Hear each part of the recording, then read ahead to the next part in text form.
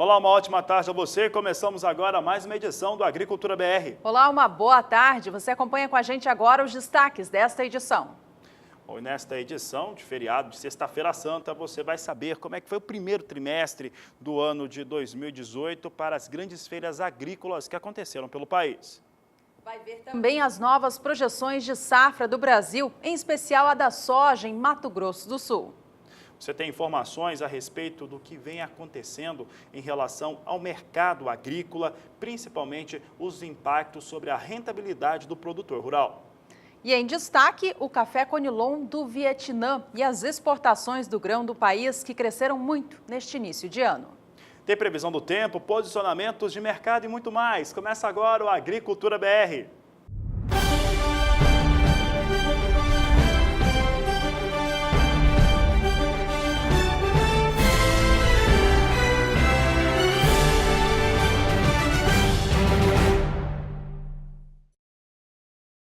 E a gente abre essa edição trazendo em destaque a produção de soja do Brasil na atual temporada, que está em fase de colheita, indicando altos rendimentos.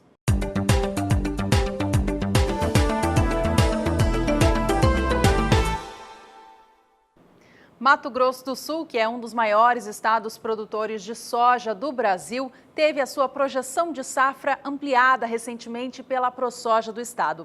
Ela foi elevada em 3% na comparação com a expectativa anterior, o que indica que o estado agora deva colher uma temporada superior a 9 milhões de toneladas.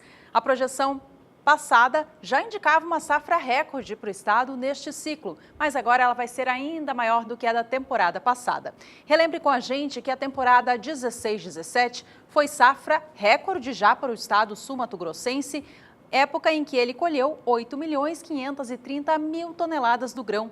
Para a safra em vigor, temporada 17-18, a projeção da ProSoja era de 8.730.000 toneladas, mas agora cresce para 9.040.000 toneladas.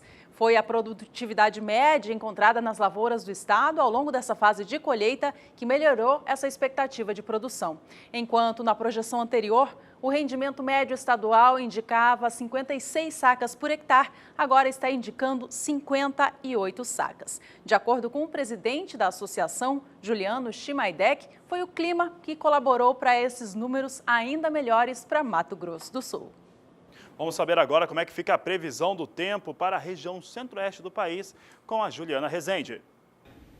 Olá, boa tarde a todos. Entre este final de semana e o começo da próxima semana, as áreas de instabilidades devem seguir atuando na parte central do Brasil. A chuva já vem acontecendo com maior intensidade, especialmente entre os estados de Mato Grosso e Goiás, que é onde o solo segue com bastante umidade. No Mato Grosso do Sul, as condições de umidade do solo vêm diminuindo um pouco mais por conta do predomínio de tempo mais seco e as chuvas vêm sendo escassas no estado sul-mato-grossense. Dessa vez, então, os índices de umidade do solo na faixa oeste do estado diminuíram com maior intensidade. No decorrer dos próximos dias, então, tem previsão de chuva na maior parte da região. São áreas de instabilidades que acontecem lá no alto da atmosfera, que seguem transportando mais umidade da região norte para a região central do país. Então tem previsão de chuva nos 3 estados. O volume de água é mais elevado no Mato Grosso, principalmente na faixa oeste, onde as instabilidades são mais fortes e até com potencial para ocorrer temporais.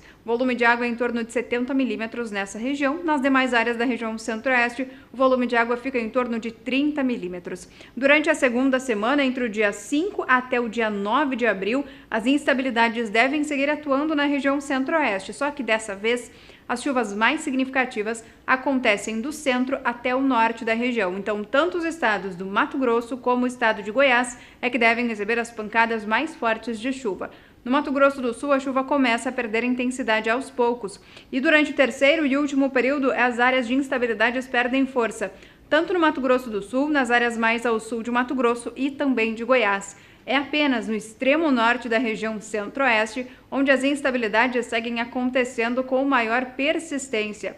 Então, durante as próximas semanas, como tem previsão de chuva na maior parte da região, a expectativa é de manutenção dessa umidade do solo mais elevada, o que deve manter as lavouras que estão em crescimento com bom ritmo.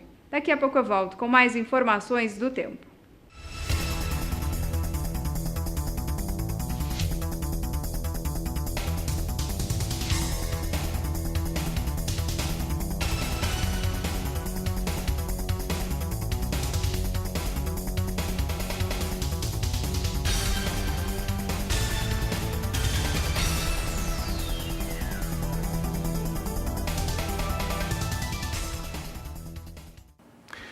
E olha, estamos já muito próximos do início da Expo Grande, que vai ter a sua abertura no próximo dia 5 de abril. Já no dia 6 de abril tem um grande evento durante essa feira, é o Fórum Rural Brasileiro, que vai discutir temas importantes para o agronegócio brasileiro e que tem impacto para todos os produtores. E este é o assunto de agora na entrevista do Agricultura BR.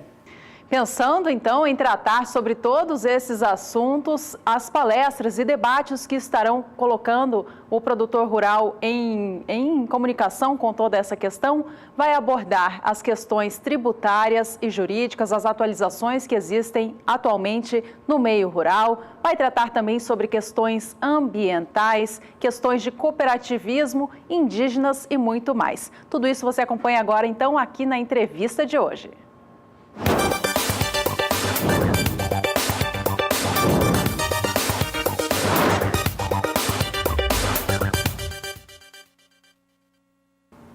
Bom, e para falar um pouco a respeito desse fórum, nós recebemos aqui o Luiz Orcílio de Oliveira, ele que é pesquisador da Embrapa, participa juntamente, né, Embrapa e a Acrisul, a Associação dos Criadores, é realizador desse Fórum Rural Brasileiro, que tem apoio do Canal do Boi, será transmitido aqui pela emissora. E Luiz Orcílio, primeira coisa, prazer em recebê-lo aqui nos nossos estúdios. Eu gostaria que você falasse um pouco, primeiro, da composição. Por que criar esse fórum? E qual que é o objetivo que ele tem? Boa tarde.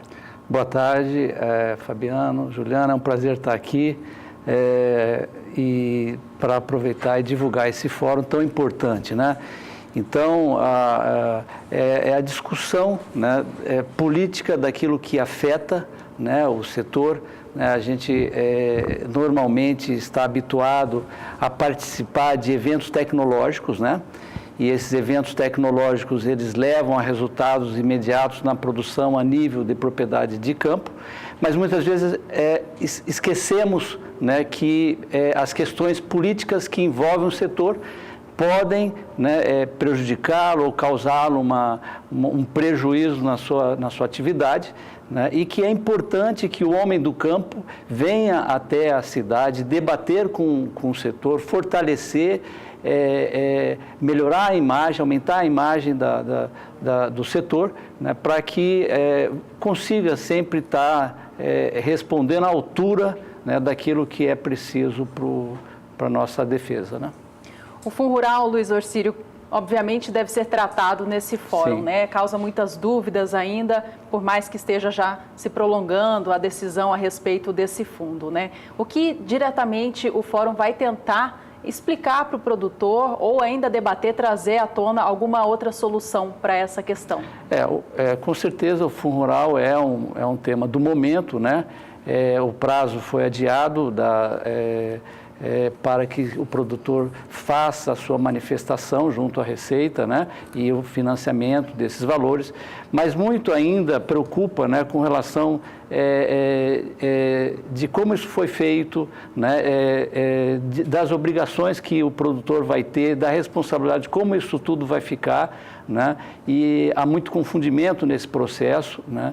Então é um momento que vai ser importante debater, ouvir, né, dos produtores, ouvir do legislativo, né, que vai estar presente, um dos membros importantes que vai estar no fórum, é a senadora Ana Amélia, né, um representante do Congresso Nacional, né, debatendo sobre essa questão. Então, é um momento também muito importante, não só na questão do Fundo Rural, né, mas de todos os outros tributos que também afetam o agronegócio.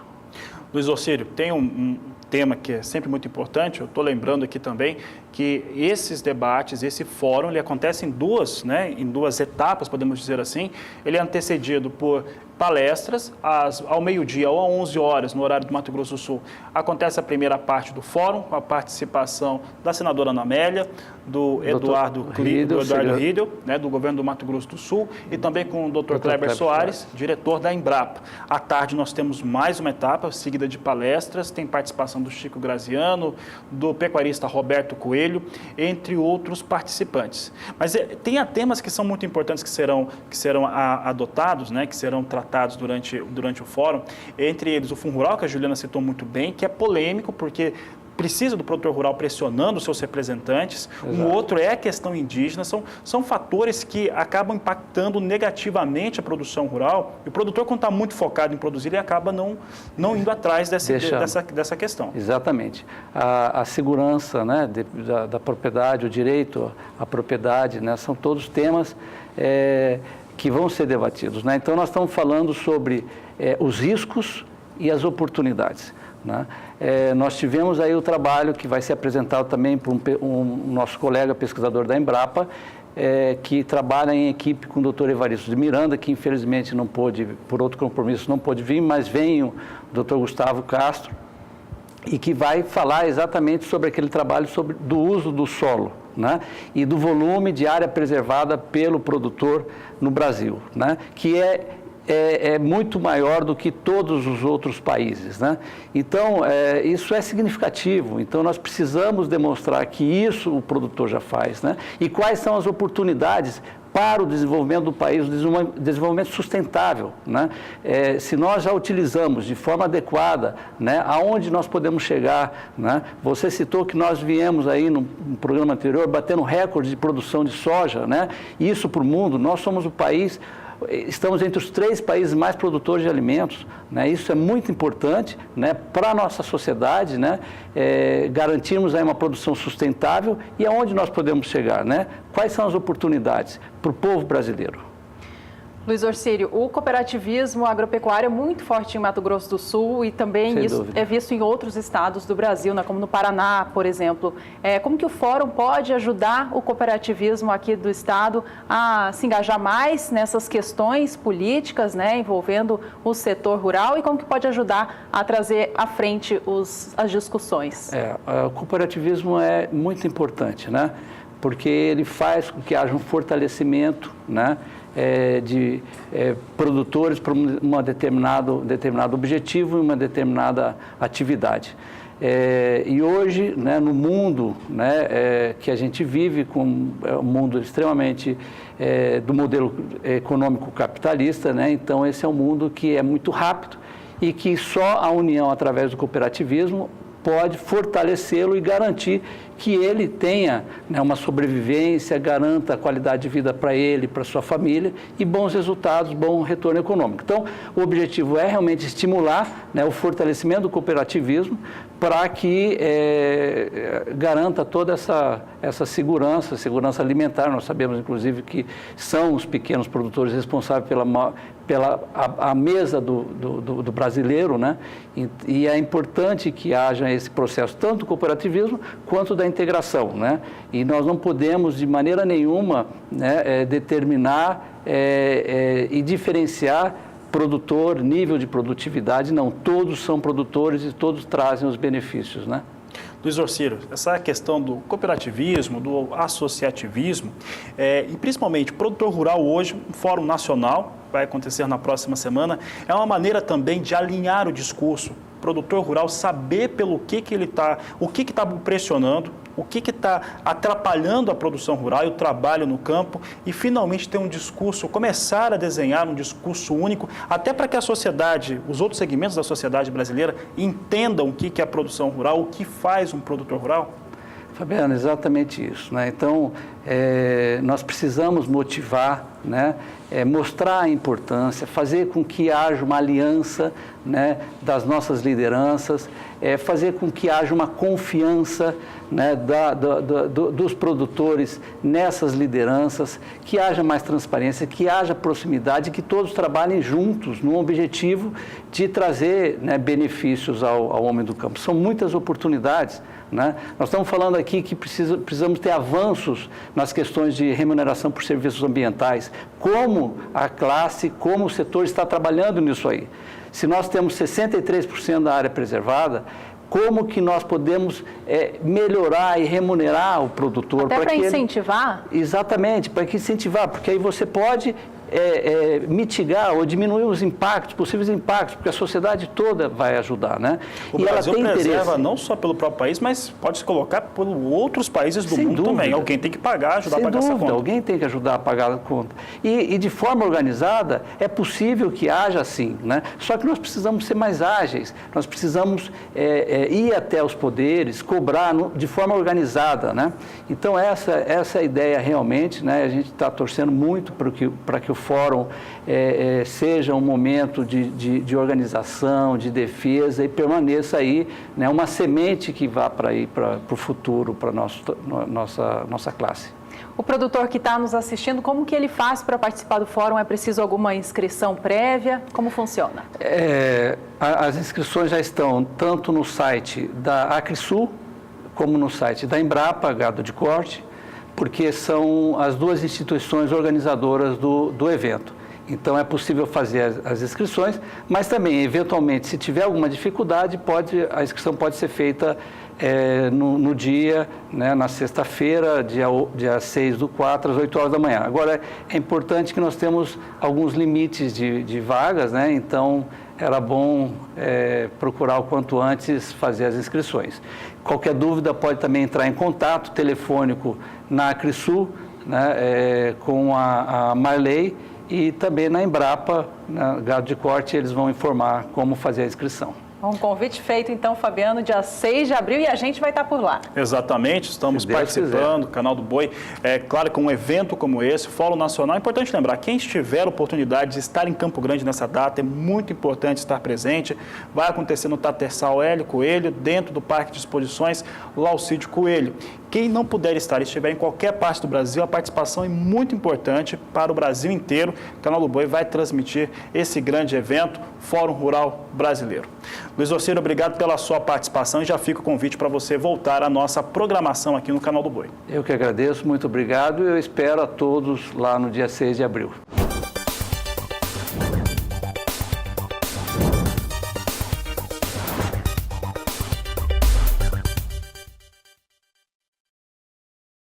Vamos para o primeiro intervalo desta edição. Já no próximo bloco, você começa a rever as principais feiras que já aconteceram no Brasil ao longo deste ano. Aproveite que nós vamos para o intervalo e entre em contato conosco. Você entra através do nosso número do WhatsApp, é o 67996562266. Fique conosco, voltamos em instantes.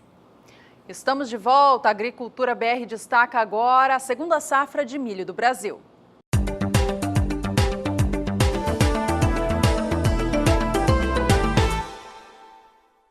O grande destaque da atual safrinha de milho do Brasil é, sem dúvida, o plantio feito fora da janela ideal.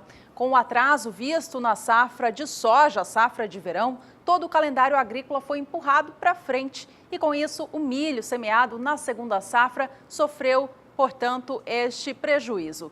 Parte do cereal foi semeado fora da janela ideal de plantio em alguns dos estados produtores. Tanto é que alguns produtores decidiram até não implantar a cultura em virtude dessa semeadura que seria feita fora deste período mais indicado. Com isso, a área destinada ao cereal na segunda safra no Brasil cai na maioria dos estados produtores, sendo que as maiores quedas proporcionais ficam entre os estados do Pará, Maranhão e o Paraná. Apenas 2 estados brasileiros incrementam a área destinada ao milho de segunda safra no Brasil. São eles Roraima e Piauí. De acordo com a Conab, a redução em relação à área plantada com milho safrinha no ciclo passado é de 5,9%.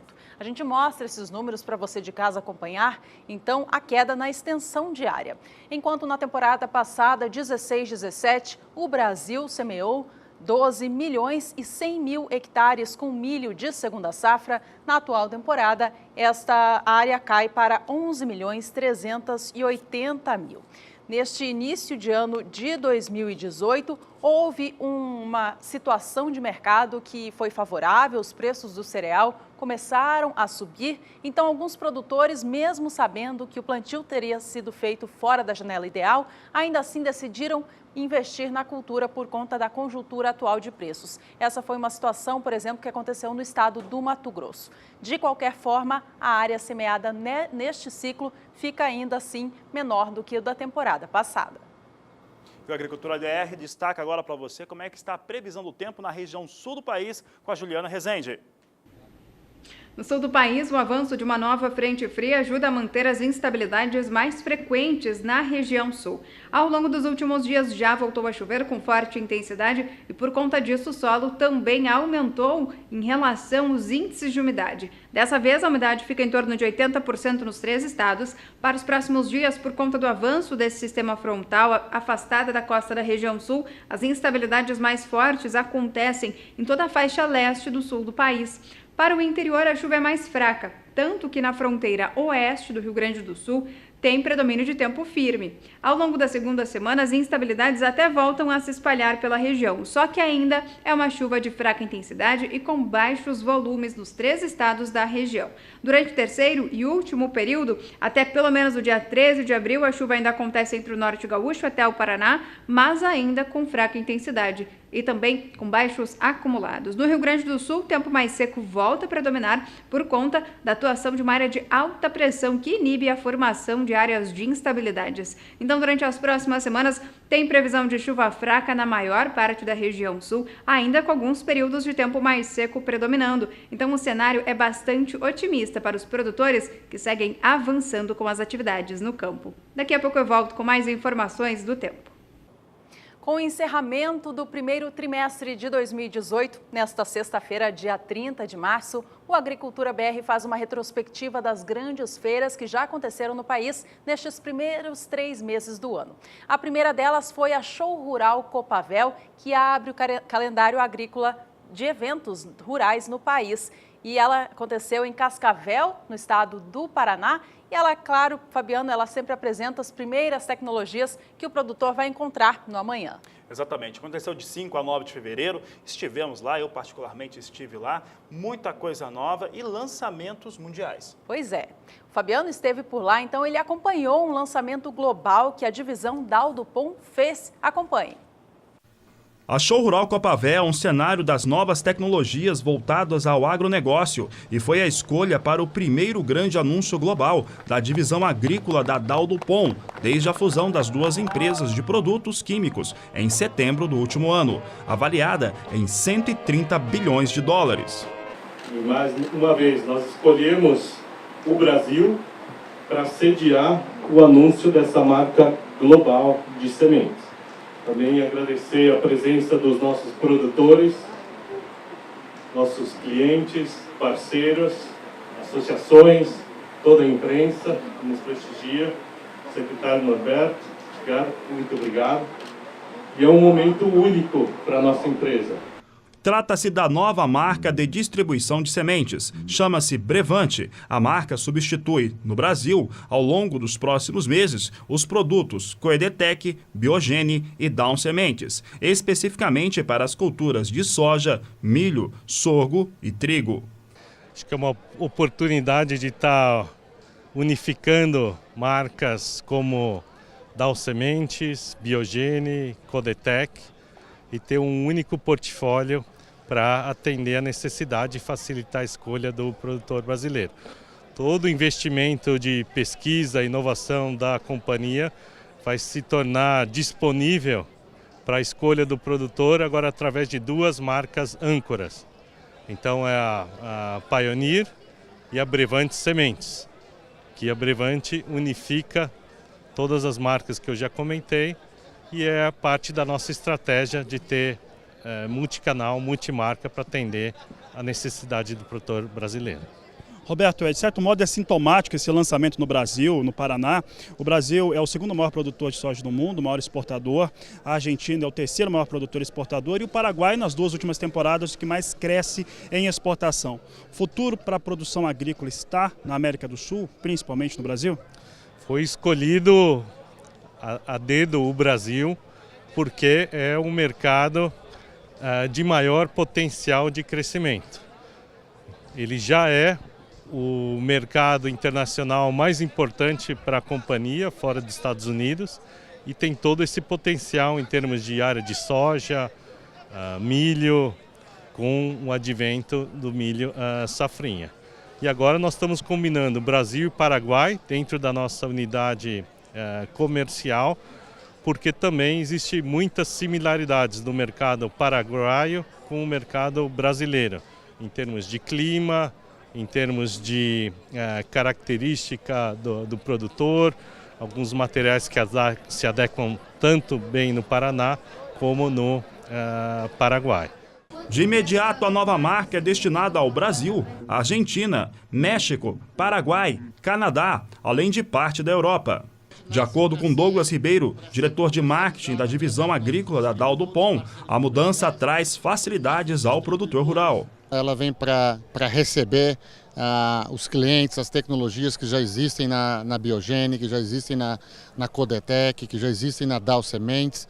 É a unificação dessas ofertas, dessas tecnologias de genética e biotecnologia que a gente já oferta no mercado com o tempo. Nós temos clientes para o Brasil todo.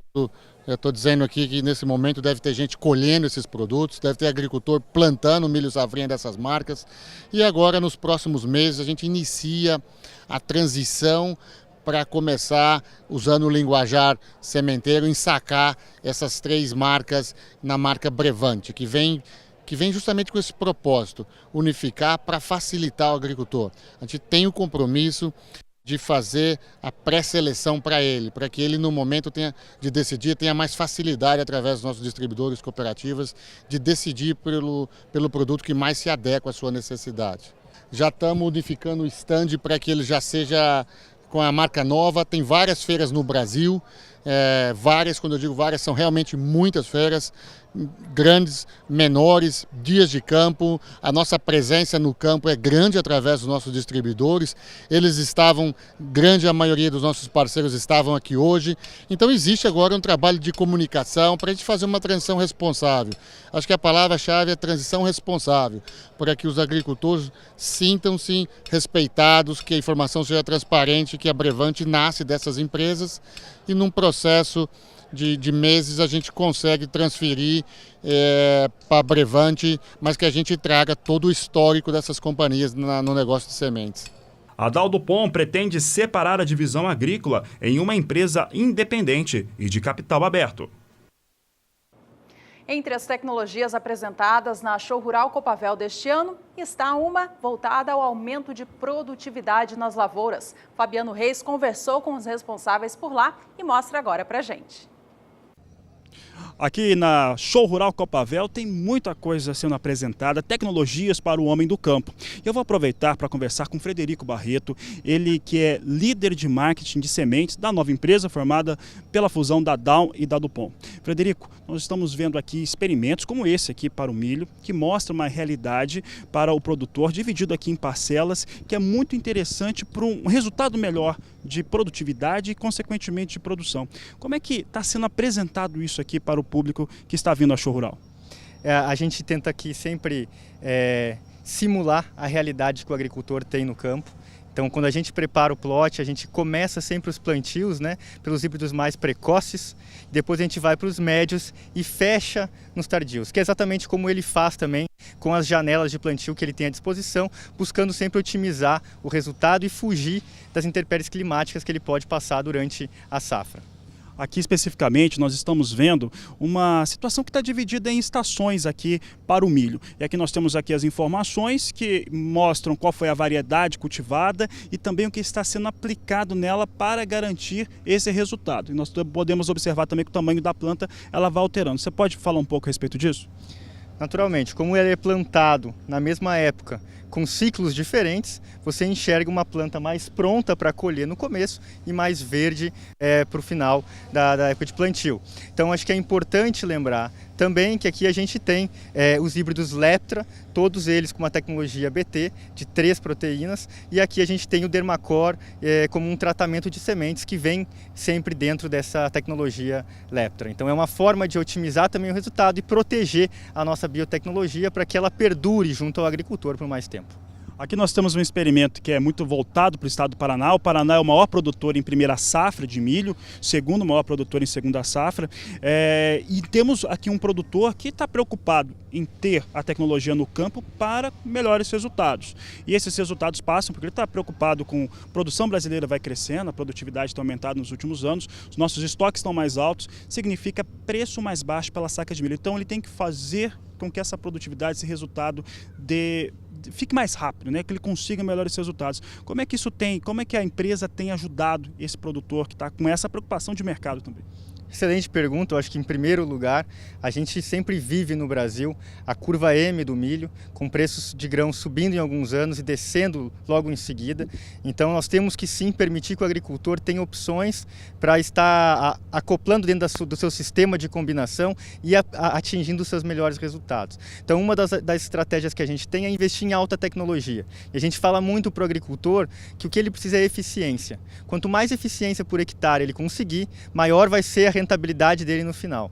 O agricultor que pensa sempre olhando na ponta do lápis financeiro por custo, ele tende a ter um resultado muitas vezes pior do que aquele que investe às vezes mais, faz um manejo adequado e vai ganhar na eficiência por hectare. Então ele ganha realmente na margem por volume, ele produz mais naquele hectare e vai sempre ter um resultado positivo. Essa é a nossa primeira ideia. A segunda é oferecer para o agricultor a oportunidade de plantar híbridos de alto e médio investimento, se for o caso, para as regiões que isso for necessário. Então a gente investe em pesquisa para dar as oportunidades que o agricultor tenha para escolher aquilo que for mais conveniente para ele também. Tá certo, Frederico Barreto. Frederico, para encerrar aqui a nossa conversa aqui no stand, nós vimos aqui várias etapas, né? Nós temos aqui o milho em fases diferentes e temos ali um cuidado que eu acho muito interessante do plantio de refúgio, tá? Depois nossos editores vão colocar na imagem, mas nós temos esse cuidado com a questão do refúgio, que é algo que precisa sempre ser observado.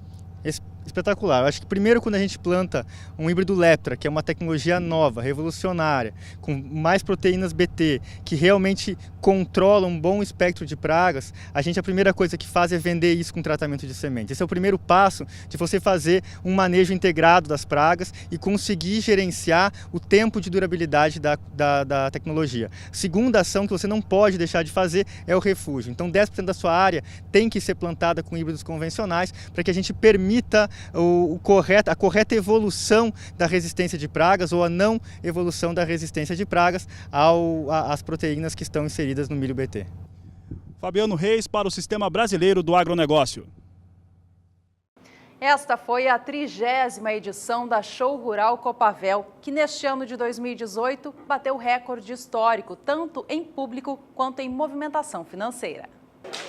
O Show Rural Copavel recebeu em sua 30ª edição um recorde para a feira, que teve até o último ano a sua melhor marca. Visitaram o evento 265.350 pessoas em 5 dias, que contou ainda com R$1,8 bilhão em negócios. O evento teve uma forte participação de empresas do agronegócio naquela que é considerada a 3ª maior feira de disseminação de tecnologias, conhecimentos e inovações para o agronegócio do mundo. Entre as tecnologias apresentadas estava o Enlist, apresentado aos produtores rurais como uma experiência sobre os benefícios das sementes e herbicidas Enlist frente à problemática do manejo de plantas daninhas e lagartas. Sobre este tema, Diego Raroto, gerente de marketing do Enlist da divisão agrícola da Dow Dupont, falou sobre o assunto. Bom, o glifosato ele é utilizado em larga escala para manejar plantas daninhas, né? E com o advento da soja tolerante a glifosato, se possibilitou aplicar glifosato em cima da soja, controlando plantas daninhas. Porém, o uso repetido do glifosato, safra após safra, aplicação após aplicação, fez com que algumas plantas daninhas se tornassem resistentes ao glifosato. E o Enlist vem para auxiliar com relação a isso. O 2,4-D hoje é utilizado antes do plantio da soja, em dessecação pré-plantio. Com a soja Enlist, há a possibilidade de se aplicar o 2,4-D em cima da lavoura da soja, controlar a planta daninha sem causar fito na cultura. Uma cultura tolerante ao 2,4-D. Então esse é o grande benefício da soja Enlist, né? A possibilidade de aplicar 2,4-D, glifosato e glufosinato numa soja, controlando plantas daninhas sem causar dano à cultura. Vamos para mais um intervalo, mas fique com a gente. No próximo bloco a gente continua mostrando as novas tecnologias da divisão agrícola Daldupom. E olha, você que acompanha a Agricultura BR vai rever como é que foi a Campo Grande Expo, um dos pré-eventos dessa grande feira que acontece no Mato Grosso do Sul. Voltamos já já. O assunto a partir de agora é café, isso porque o Vietnã, maior produtor e exportador de café robusta, teve um mês de janeiro recorde.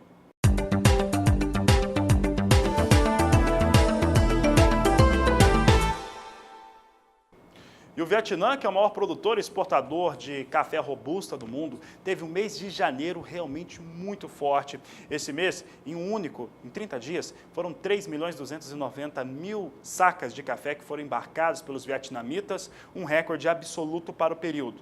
Mais do que isso, para os 4 primeiros meses da temporada, chega a quase 9 milhões de sacas os embarques feitos pelo Vietnã. Vamos ver esses dados agora na tela, no gráfico, porque ela traz essa exemplificação que é bem interessante. Olha só, de acordo com a Organização Internacional do Café, o Vietnã, no primeiro quadrimestre da safra 2017-2018, embarcou 8.960.000 sacas de café, uma alta de 16,4% frente à campanha 2016-2017, Vietnã com forte volume de ocupação no mercado. E essa exportação maior de café robusta do Vietnã tem a ver com uma produção mais volumosa do país, é claro. De acordo com a Organização Internacional do Grão, o volume de café produzido pelo país na atual temporada cresceu em 11% na comparação com o ciclo passado. A gente mostra para você os dados na tela. Veja só. O volume colhido dos pés chegou a 28 milhões e meio de sacas de 60 quilos do grão, crescimento de 11,6% em relação ao que o país colheu na safra anterior a 2016-17. O Vietnã mexe demais com o mercado internacional do grão, uma vez, como você já sabe, que é o maior produtor e exportador mundial do grão. Ele responde por 45% de todo o robusta produzido no mundo. Vamos saber como é que vem a previsão do tempo para a região sudeste do país. Quem fala sobre o assunto é Juliana Rezende. Na região sudeste é um sistema conhecido como vórtice ciclônico de altos níveis que acaba mantendo as pancadas de chuvas mais significativas e frequentes na faixa leste da região. Durante os últimos dias, a umidade do solo vem se mantendo em boas condições, especialmente favorecendo aquelas lavouras que estão em fase de desenvolvimento. Para os próximos dias, então, esse sistema em altos níveis da atmosfera ainda deve seguir atuando na região e mantém as pancadas de chuva em toda a faixa leste. Agora, nas áreas mais ao norte do estado de Minas Gerais, é uma massa de ar mais seco que predomina e acaba inibindo a formação de áreas de instabilidades. No estado de São Paulo, chove de maneira mais significativa, a mesma condição também acontece entre o sul e o Triângulo Mineiro. Durante a segunda semana, até pelo menos o dia 9 de abril, tem previsão de chuva abrangente na maior parte da região sudeste e as chuvas mais fortes agora se localizam nas áreas mais ao norte da região. Norte de Minas, Espírito Santo e também o Rio de Janeiro é que recebem os maiores volumes de água. Durante o terceiro e último período, até pelo menos o dia 13 de abril, chuvas perdendo intensidade na região. Dessa vez, então, onde chove são aquelas pancadas de curta duração e também de fraca intensidade. Com isso, é o tempo mais seco que vai voltar a predominar na região sudeste. Então, durante as próximas semanas, tem previsão de chuva ainda frequente até pelo menos o começo desse mês de abril. A expectativa ainda é de manter o solo com boas condições hídricas e garantir o desenvolvimento da maior parte das lavouras na região. Daqui a pouco eu volto com mais informações do tempo. Aconteceu no fim do mês de fevereiro o primeiro pré-evento da Campo Grande Expo, uma grande feira que acontece na capital sul-mato-grossense entre os dias 16 e 20 de julho. A Campo Grande Expo é um grande evento que tem a parceria do Canal do Boi e é por isso que a Agricultura BR nessa data foi especial e foi de lá. E lá do Espaço Terra Nova, onde vai acontecer a feira, na qual trouxemos e acompanhamos um debate, uma mesa redonda sobre integração lavoura-pecuária e também melhores resultados para o campo. Entre esses eventos, entre essas conversas, muita coisa foi discutida, principalmente voltada para a produção da agricultura de baixa emissão de carbono, e esse é um dos temas da entrevista que você vai acompanhar agora. O assunto a partir de agora é o mercado pecuário na região centro-oeste. Eu estou com Silvio Hoffmann, que é administrador rural, e a gente já começa essa entrevista querendo saber como que está o mercado na região. Olha, o mercado no primeiro trimestre, normalmente ele é um mercado mais estável, um mercado de baixa até, e a gente tem uma expectativa para o segundo trimestre, historicamente que o mercado vem a evoluir, a crescer, então a expectativa para 2018 está muito boa. A gente espera uma crescente boa no segundo trimestre agora do ano. E agora, em se tratando de custo de produção, o pecuarista tem reclamado, como que está? Realmente, os custos de produção estão cada vez mais elevados, e infelizmente, por ser praticamente uma commodity a carne, ele tem a arroba do boi muito flutuante. Então, os insumos não acompanham essa flutuação. Realmente, cada vez mais as margens estão menores, cada vez mais o pecuarista ele precisa ter a profissionalização do seu negócio, entender que a fazenda é uma empresa e, como tal, ela precisa gerar lucros e ter resultados e principalmente metas. Então, no caso dos insumos, é muito importante o produtor ter o controle para ele poder mensurar o custo de produção. A partir daí, ele consegue evoluir. Então, os produtores que estão buscando essa evolução, essa profissionalização, estão atingindo resultados excelentes. Quando você menciona sobre esse assunto, a gente já esbarra na questão da gestão na propriedade, né? O produtor ele tem que aprender que não é um negócio familiar, é uma empresa. Exatamente. Um grande empecilho que a gente vê é essa questão. São gerações e gerações de famílias que vão tocando o negócio como bisavô, como avô, mas assim, de 2015 para cá, nos últimos 3 anos, a gente vem buscando uma evolução e vem vendo uma evolução dos novos, né, dessa geração YZ, dessa geração Millennium, que não gosta muito do contato com a terra, mas gosta muito da tecnologia. Então, cada vez mais você vê aplicativos, softwares voltados para a pecuária, que te mantêm um controle, que aquele produtor, para não dizer aquele herdeiro, mas aquele produtor que está começando agora, que gosta disso, que ele possa, no escritório dele, acompanhar.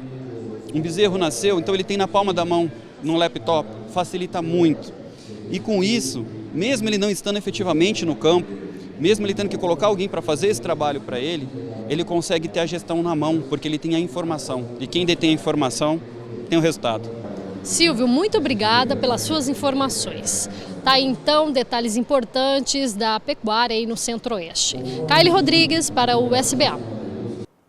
Bom, e o Fundo Constitucional de Desenvolvimento da região Centro-Oeste tem uma forte quantia para aplicar na região. São cerca de 7 bilhões de reais. E para falar um pouco a respeito deste assunto, a repórter Kaile Rodrigues conversou com Edmilson Alves, ele que é diretor da Sudeco.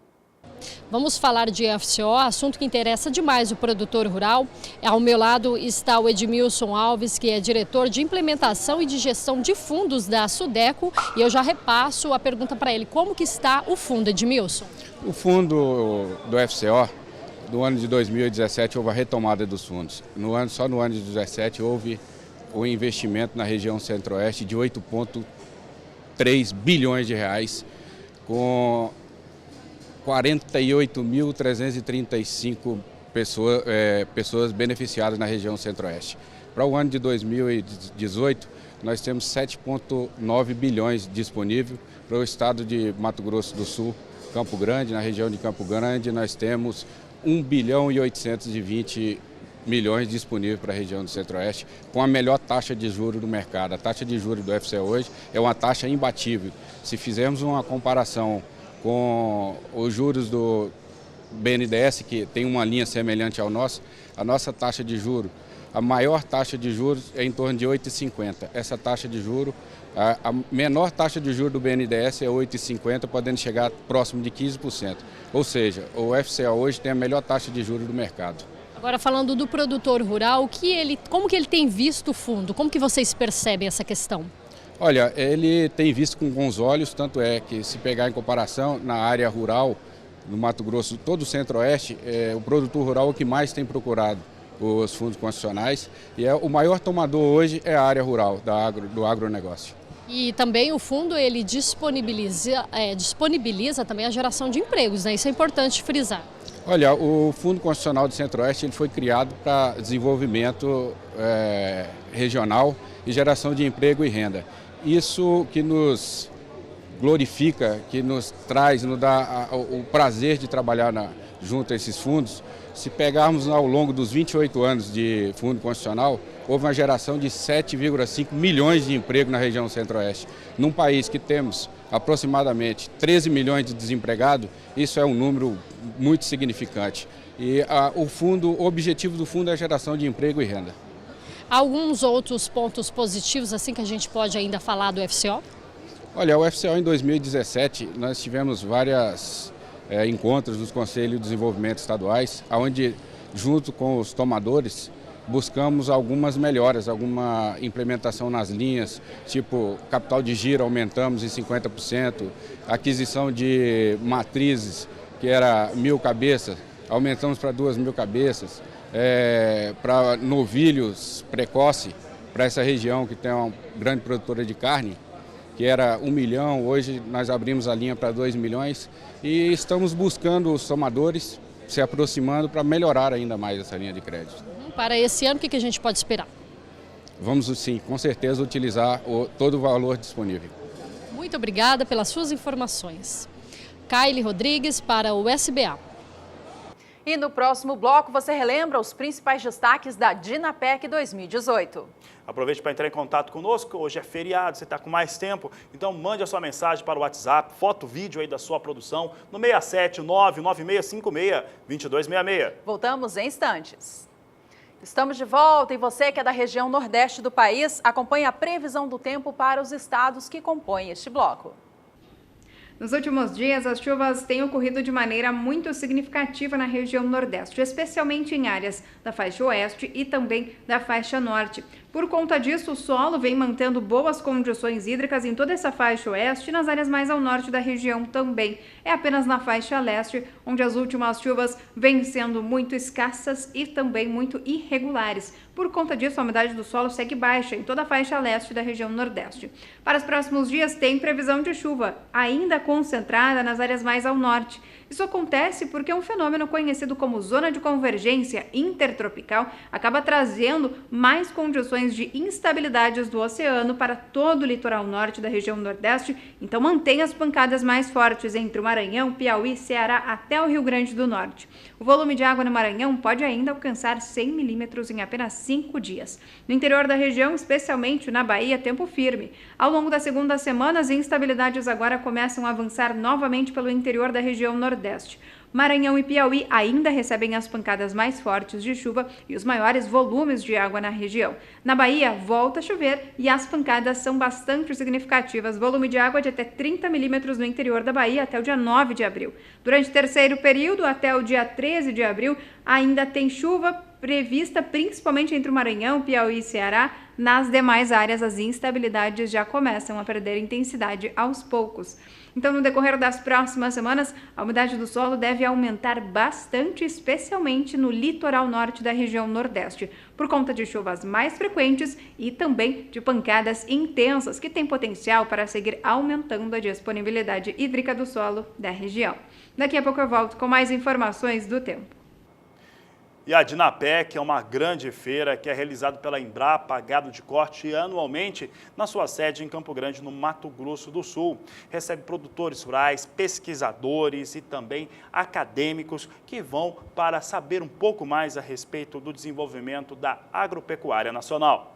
A Dinapec deste ano chegou à sua 13ª edição e teve como tema agricultura de baixa emissão de carbono. 35 hectares foram preparados para receber os visitantes que puderam conhecer as novas tecnologias e práticas sustentáveis para fazer a agricultura avançar sempre com responsabilidade.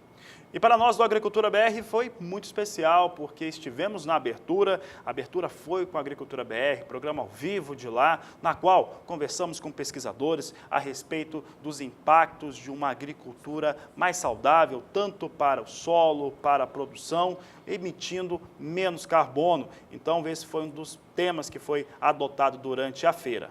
Na oportunidade, o repórter Kleber Rabelo conversou com o secretário de Estado de Mato Grosso do Sul, Jaime Verruc, que comentou um pouco a respeito da Dinapec.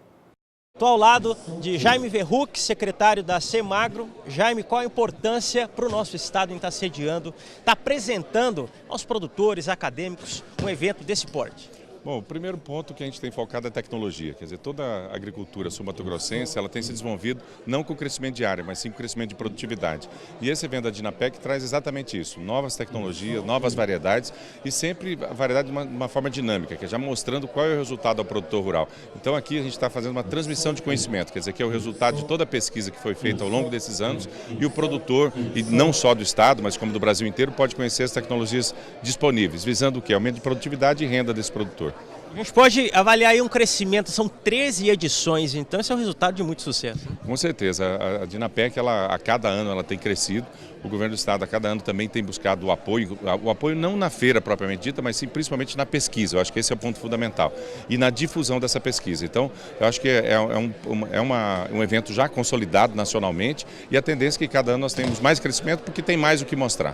Qual que é o convite para o agricultor, pecuarista que está em casa, que tiver interesse em participar, o que ele vai conseguir, o que de conhecimento aqui na Dinapec? Bom, eu acho que o primeiro ponto é vir aqui. Eu acho que tem que aqui o conhecimento ele é real, é dinâmico. Os pesquisadores estão todos disponíveis aqui para mostrar o que ele pode fazer na sua propriedade. Então, a gente quer fazer um convite para que todos venham nesses dias aqui, que esses pesquisadores, não só a Embrapa, mas tem outras instituições de pesquisa aqui, mostrando como ele pode fazer uma integração lavoura-pecuária, como é que ele pode usar uma melhor pastagem, como é que ele pode fazer um manejo mais adequado. Então, acho que os produtores têm uma grande opção de conhecer aquilo que é o futuro disponível aqui para o desenvolvimento do agronegócio do sul-mato-grossense.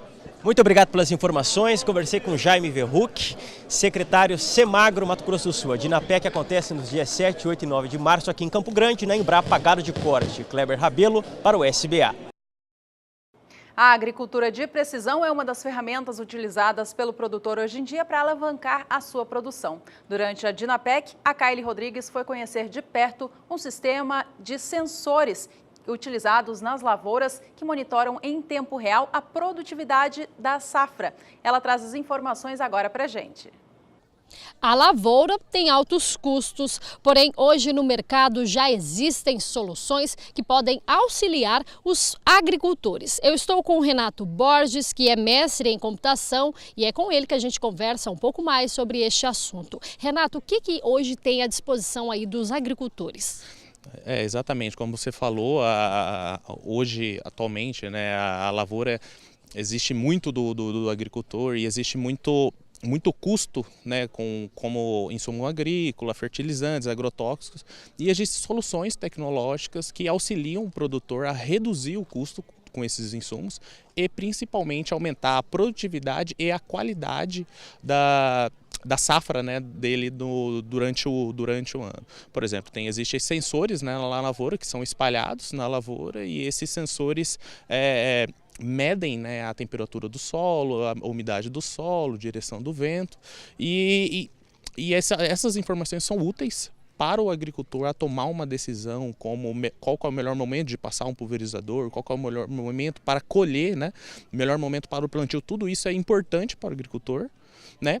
E ele tem esse acesso, esses sensores enviam essas informações pela internet e ele tem acesso pelo aplicativo todas essas informações na tela do celular e para ele tomar uma decisão a partir disso. Né? São informações que são monitoradas pelos próprios agricultores. Exatamente, o agricultor tem esse background, né, de ficar monitorando diário, né? Tem um monitoramento diário através dessas tecnologias, dessas soluções que estão no mercado. Em relação a valores destes produtos que estão no mercado, compensa? É caro para o agricultor? Na verdade, a palavra é o retorno sobre o investimento, né? Ele vai ter, com essas soluções, na verdade, ele vai investir X e ele vai ganhar 3X através da produtividade, através da redução de custos realmente com esses insumos. E o agricultor, o que vocês têm percebido? Na atualidade, eles têm buscado essas tecnologias, porque hoje em dia no campo também a tecnologia está aplicável, né? Sim, o agricultor mais moderno, né, até busca essa tecnologia para aumentar a produtividade, para ele ser mais competitivo no cinturão agrícola, né? Então ele tem essa busca, esse anseio de buscar tecnologias, principalmente aqui no nosso estado do Mato Grosso do Sul, do estado do Mato Grosso também, no Paraná, de tecnologias inovadoras para aumentar a produtividade dele e reduzir esses custos que são altos. Renato, muito obrigada pelas suas informações. Tá aí, então, detalhes importantes que fazem a diferença na agricultura. Kaile Rodrigues para o SBA. No estado do Mato Grosso do Sul, a soja foi plantada, praticamente toda ela, no período adequado. Entretanto, isso teve também alguns atrasos, o que ocasiona também no período de colheita. Você vai ver agora como que essas áreas de produção estão rendendo e por que pode ter um impacto muito positivo na produção do estado. A nossa equipe de reportagem conversou com o presidente da ProSoja sobre o assunto, Juliano Chimaidec. Mato Grosso do Sul, assim como os demais estados produtores do Brasil, estão em fase de colheita da safra de soja e plantio do milho safrinha. Para falar sobre o andamento dos trabalhos de campo, eu converso agora com Juliano Chimaidec, presidente da ProSoja de Mato Grosso do Sul. Juliano, um resumo, como que anda a safra de soja aqui no estado? Nós estamos numa das melhores safras do estado do MS, né? Apesar da quantidade de chuvas que estamos tendo, nós estamos com produtividades muito boas. O plantio de milho vem um pouquinho atrasado, mas vem se fazendo. Nós temos a melhor janela até o dia 15 de março, vamos cumprir ela. As produtividades estão boas, nós estamos em termos de colheita de soja em 60% da área colhida, um pouquinho de grãos avariados, com muita umidade. Mas o produtor vem tirando, muitos produtores já estão terminando as colheitas e vem ajudando aos outros. Então acredito que nos próximos 20 dias aí nós vamos ter um final muito bom para o MS. Os grãos avariados é muito pontual, né? Alguma lavoura ficou pronta há mais tempo e pegou um pouco mais de chuva. O produtor tem tirado com um pouquinho de umidade o soja. A umidade é água no grão e no secador você resolve isso. Você vai pagar um pouquinho de frete a mais. Mas a gente tem que ver que a gente está tirando uma excelente safra, né? Estamos conseguindo recolher uma excelente safra e com bons preços. O mercado melhorou muito nos últimos 15 dias e isso traz uma lucratividade muito boa ao produtor rural. A quanto o produtor está conseguindo comercializar a saca da soja? Essa semana houve negócio entre 65 e 66, que é muito bom, dá uma margem boa para o produtor. E nós temos que ficar de olho no mercado, que ele sobe até começar a cair, né? Em relação ao milho safrinha, Juliano, você disse que em 20 dias a gente deve encerrar a colheita da safra de soja. O plantio do milho deve ser feito dentro da janela ideal ou quanto vai ficar fora desse período? O ideal é que se faça até o dia 15 de março. Normalmente uns 20% sai dessa janela ideal, onde cai produtividade e tem o risco da geada.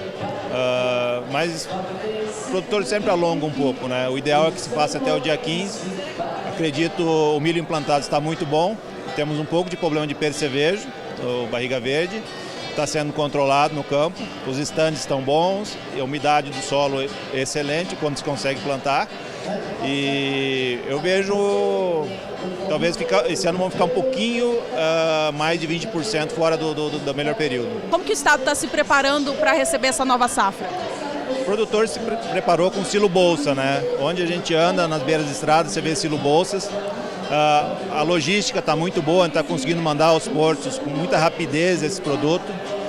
Nós temos bastante problema de estradas, já foi pedido ao governo para a GESUL estar no campo auxiliando a retirada desse produto. E o produtor ele está no campo, né? Estrada de terra, ou é poeira ou é barro. E ele está acostumado com isso. Nós vamos tentar da melhor maneira tirar a safra e ela vai ser retirada. Uma boa safra para Mato Grosso do Sul. Obrigada, Juliano. Juliana Comparim para o SBA.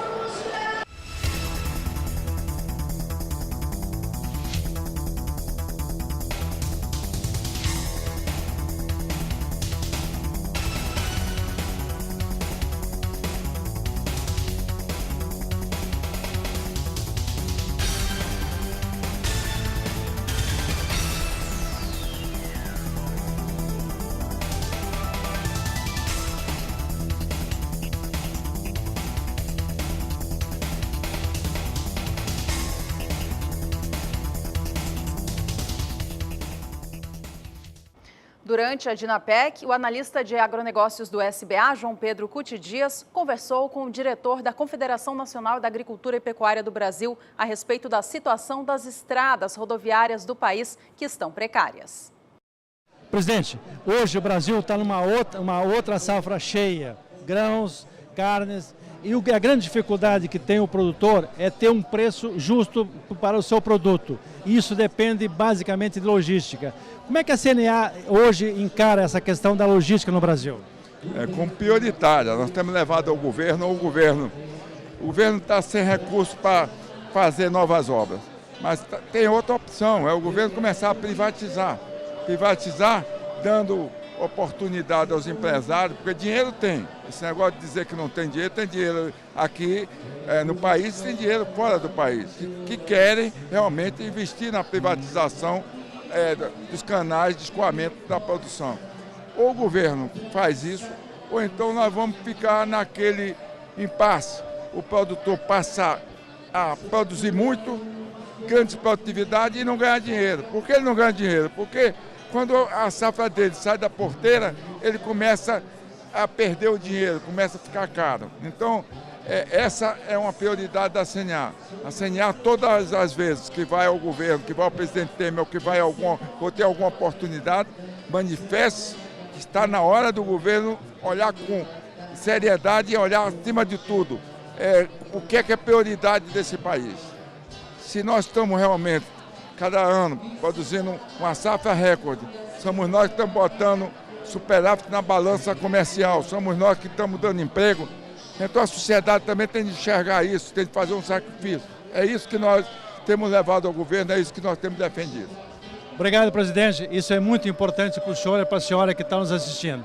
Nós temos que ter um transporte eficiente, a um custo razoável, para que sobre dinheiro para vocês no fim da safra. Obrigado, presidente. Obrigado a todos. E daqui a pouco você confere os destaques da Expo Direto Cotrijal. Fique conosco, daqui a pouco então trazemos Cotrijal e trazemos as últimas informações dessa edição do Agricultura BR. Esperamos você! E o Agricultura BR traz mais uma vez a previsão do tempo, você confere os destaques com a Juliana Rezende. Na região norte, o calor e a umidade do ar vem mantendo as instabilidades tropicais com forte intensidade na região. Isso vem mantendo também o solo com boas condições hídricas. De maneira geral, grande parte da região norte vem mantendo o solo com índices de umidade entre 90% até 100%. Agora, para os próximos dias, o cenário não deve mudar na região norte, então segue chovendo com forte intensidade de maneira bastante abrangente. Os estados do Amazonas, Pará e até o Tocantins é que recebem os maiores volumes de água. Pode chover até 100 milímetros em apenas 5 dias, o que garante riscos para temporais na região. Durante a segunda semana, entre o dia 5 e 9 de abril, a chuva ganha mais intensidade entre o Amazonas e o Pará e as instabilidades seguem fortes. Então a chuva deve vir de maneira intensa e também com elevados acumulados. Dessa vez pode chover até 130 milímetros em um curto período de tempo. Durante o terceiro e último período, até o dia 13 de abril, ainda chove na região. Dessa vez, o volume de água já não deve ser tão elevado. Então, as instabilidades ao longo dos próximos dias ainda seguem com forte intensidade na região norte, perdendo intensidade mais próximo da metade do mês de abril. Então, a expectativa ainda é de manter o solo com excesso de umidade na região norte, o que garante bom crescimento, principalmente para o setor da pecuária em relação aos pastos da região, mas pode ainda prejudicar o manejo dos animais no campo devido ao excesso de umidade no solo. Hoje eu encerro por aqui a minha participação. Até mais! Vamos falar agora de uma grande feira que acontece no Rio Grande do Sul, uma das mais importantes do calendário agrícola na América do Sul.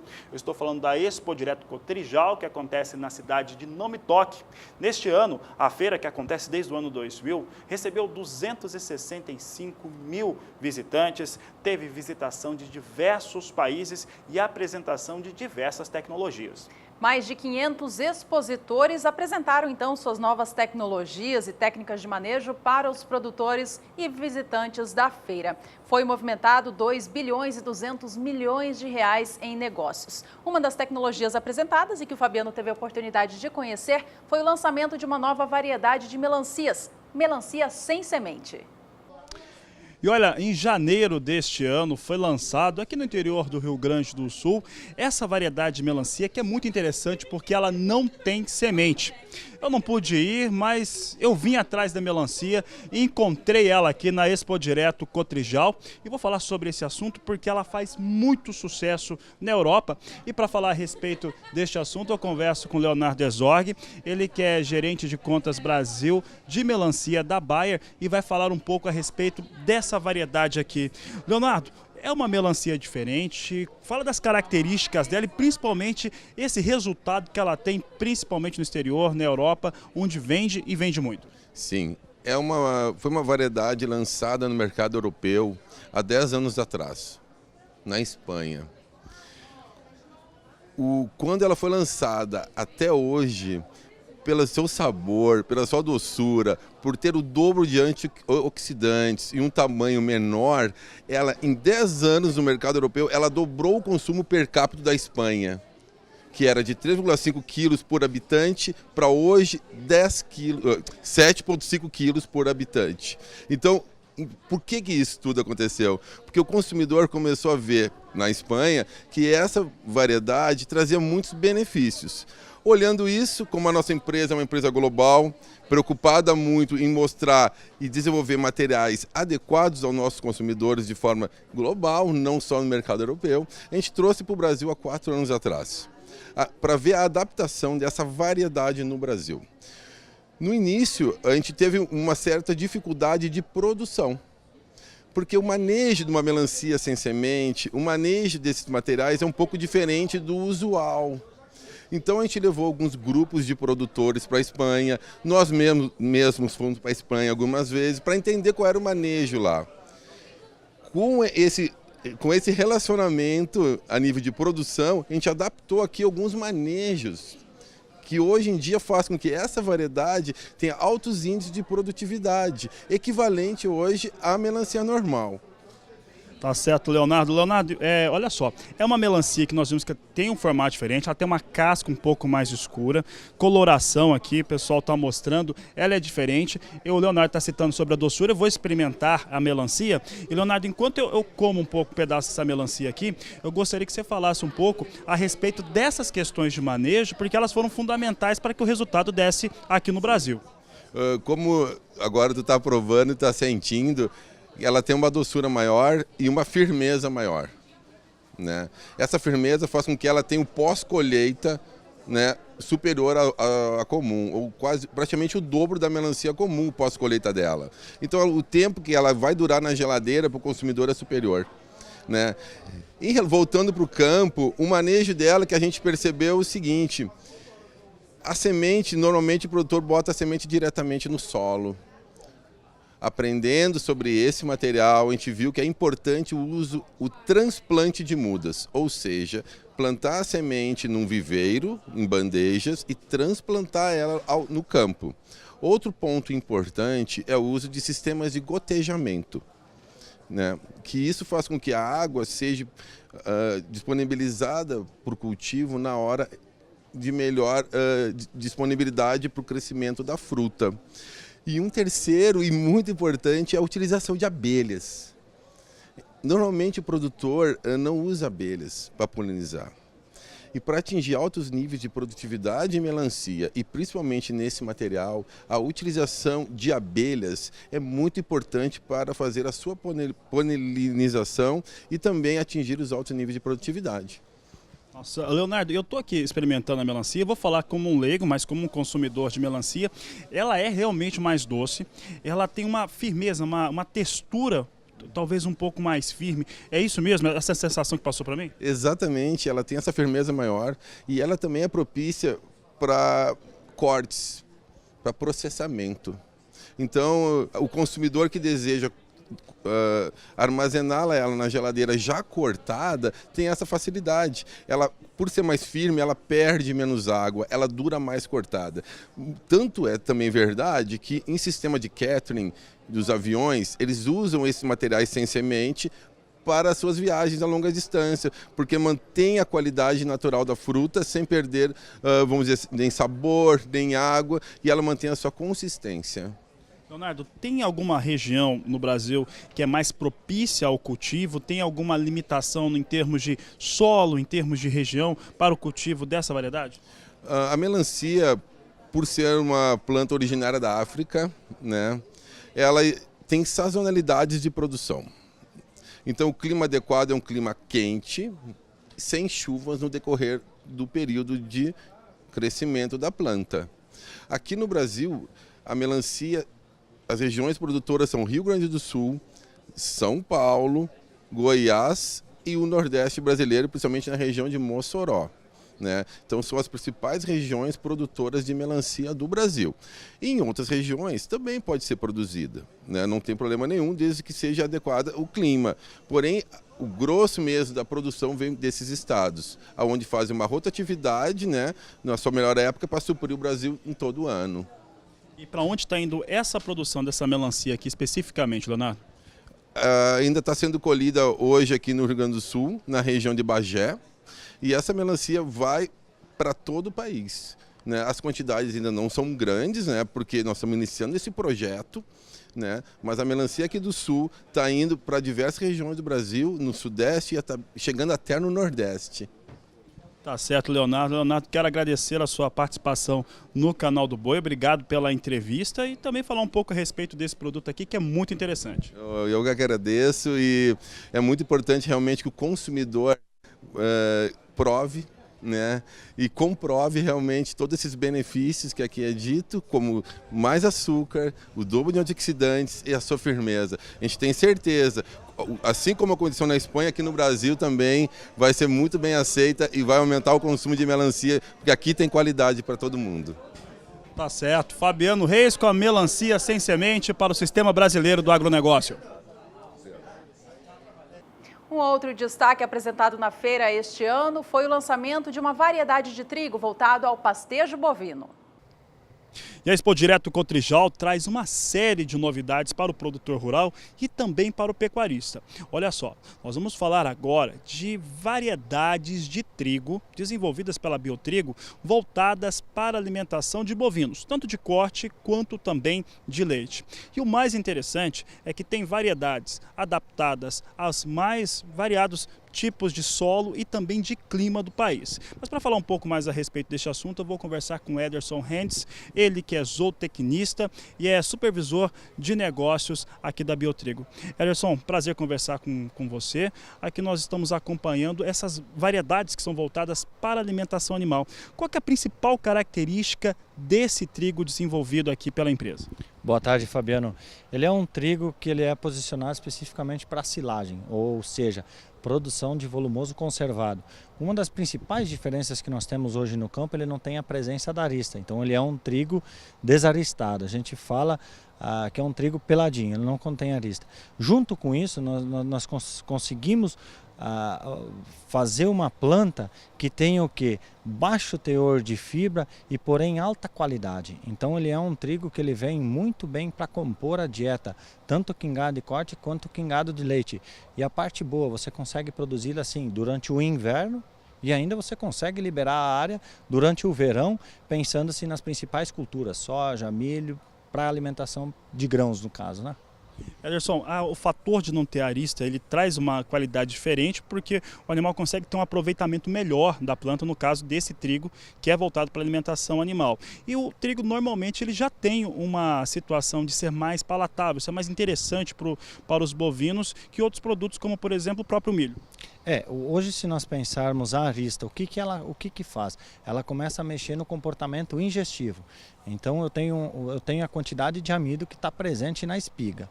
E a espiga ela contém arista. Então quando eu não tenho arista, o que faz? Esse meu animal ele ingere ela com mais quantidades. Então ele não seleciona ela no coxo. Quando a gente fala em qualidade, aí eu consigo fazer esse animal comer, esse animal, por ela ser mais palatável, esse animal aceita ela. A palatabilidade, a gente fala assim, é ordem de escolha de preferência de animais. Então, ruminantes é sabido que eles têm preferência por trigo. Então, eles não selecionam, então eles comem, eles conseguem ingerir. Então, a gente tem um comportamento ingestivo bem balanceado, pensando-se no animal.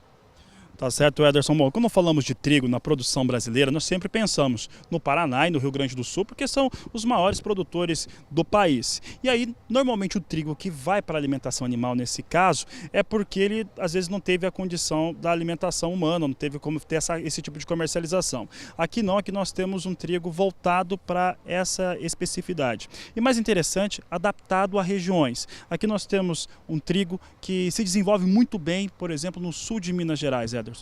Nós estamos subindo agora para o sul de Minas Gerais, sim, com Energia 1, TBio Energia 1, é uma cultivar aí de ciclo que gira em torno de 110 dias, até um ponto de corte de silagem, e uma característica muito importante daquela região que eles têm muito problema com milho safrinha. E o maior problema do milho safrinha deles é a maritaca.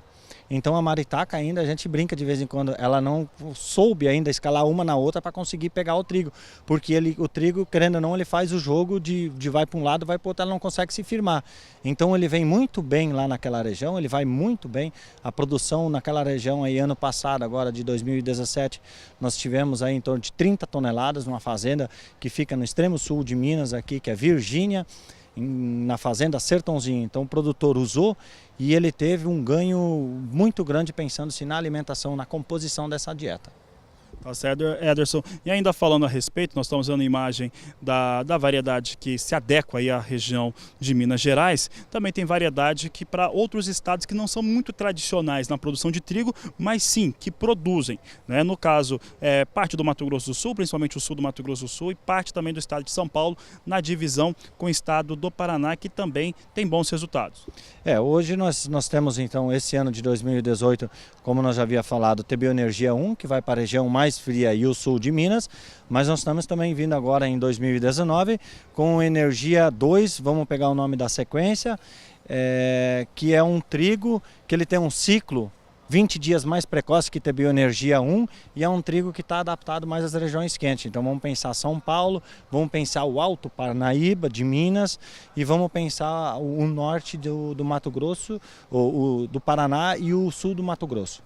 Tá certo. Bom, nós estamos vendo aqui essa variedade no sul do Mato Grosso do Sul, né, e parte também do estado de São Paulo, norte do estado do Paraná. Estamos no Rio Grande do Sul, Ederson, aqui durante esse Expo Direto Cotrijal, e claro que nós temos esse mesmo trigo voltado para o desenvolvimento, né, para aplicação em bovinos de corte e de leite, adequados aqui à região do Rio Grande do Sul. O que ele difere em relação a essas outras duas que estão adaptadas a outras regiões?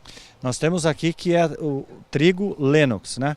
Então ele é o quê? Ele é um trigo para pastejo, ele suporta a pressão de pastejo. Além de ter uma alta qualidade, uma alta produção, ele tem um ciclo vegetativo muito longo. Então ele é uma cultivar que ela vem indicada para quê? Sim, não para trigo, para silagem, mas sim para trigo para pastejo. Aquele produtor que quer fazer uma pastagem aí de qualidade e precisa durante o inverno aproveitar suas áreas, esse é o material indicado.